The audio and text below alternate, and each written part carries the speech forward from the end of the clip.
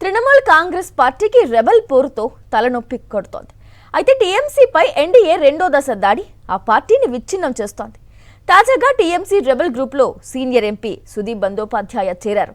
దీంతో 28 మందిలో రెబల్ గ్రూప్లోకి 20 మంది ఎంపీలు చేరినట్లయింది.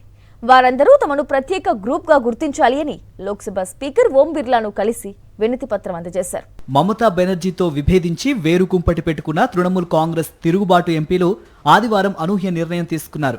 ఎవరికీ పెద్దగా తెలియని నేషనలిస్ట్ సిటిజన్స్ పార్టీలో తమ చీలిక వర్గాన్ని విలీనం చేయబోతున్నట్లు టీఎంసీ తిరుగుబాటు ఎంపీలు ఢిల్లీలో ప్రకటించారు. తమ నిర్ణయాన్ని లోక్సభ స్పీకర్ ఓం బిర్లా ముందుంచారు. ఇందుకోసం స్పీకర్ను ఆయన అధికారిక నివాసంలో కలిశారు. ఎన్డీఏకు మద్దతు పలుకుతున్న ఎన్సీపీలో తాము విలీనమవ్వాలని నిర్ణయించుకున్నట్లు లిఖితపూర్వకంగా తెలియజేశారు. చీలిక వర్గంగా కొనసాగితే తలెత్తే చట్టపరమైన సమస్యల నుంచి తప్పించుకునేందుకే తిరుగుబాటు ఎంపీలు ఈ నిర్ణయం తీసుకున్నట్లు తెలుస్తోంది. బీజేపీ కీలక నేత కేంద్ర మంత్రి భూపేందర్ యాదవ్ సూచన మేరకే రెబల్ ఎంపీలు ఈ నిర్ణయం తీసుకున్నట్లు ప్రచారం జరుగుతోంది. టీఎంసీ ఎంపీల్లో తాము 2/2 మంది ఉన్నామని తిరుగుబాటు ఎంపీల నాయకురాలు కకోలి ఘోష్ దస్తీదార్ తెలిపారు. లోక్సభలో విడిగా సీటింగ్ కేటాయించాలని కోరామని చెప్పారు. తాము త్వరలోనే నేషనలిస్ట్ సిటిజన్స్ పార్టీలో విలీనమని చెప్పారు. చీలిక వర్గం వేరుగా ఉంటామని నిర్ణయించిన నేపథ్యంలో టీఎంసీ ఎంపీ పార్టీ ప్రధాన కార్యదర్శి అభిషేక్ బెనర్జీ ఆదివారం లోక్సభ స్పీకర్కు ఒక లేఖ రాశారు.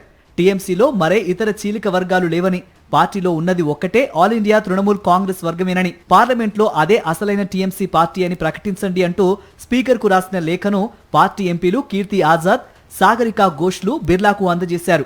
నమ్మిన బంటు సుదీప్ బందోపాధ్యాయ్ వంటి సీనియర్ నేతలు సైతం తిరుగుబాటు శిబిరంలో చేరడంతో పార్టీలో వ్యవస్థాగత మార్పులకు మమత శ్రీకారం చుట్టారు. తృణమూల్ యూత్ కాంగ్రెస్ అధ్యక్ష బాధ్యతల నుంచి సయోని ఘోషన్ను తప్పించి బదులుగా అర్నబ్ బెనర్జీని నియమించారు.